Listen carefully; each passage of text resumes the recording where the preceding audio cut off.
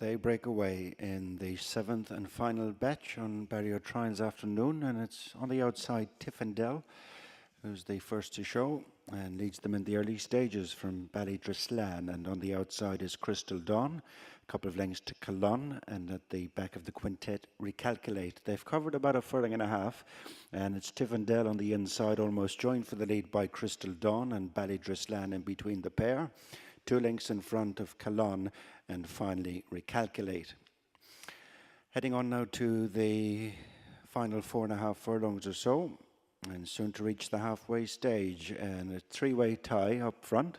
Crystal Dawn, quartered colours on the outside of Ballydrislan, and just dropping back on the inside into 3rd place is Tiffindale, and then Colon, and this quartet and Recalculate is being pulled up at the back of the field as they come on now to the final 3 furlongs.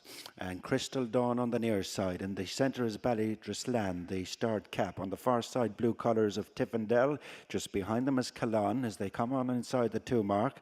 And it is on the far side, Tiffindale and Ballydrislan just lugging in. Crystal Dawn and Colon is picking up on the near side as they race to the final furlong.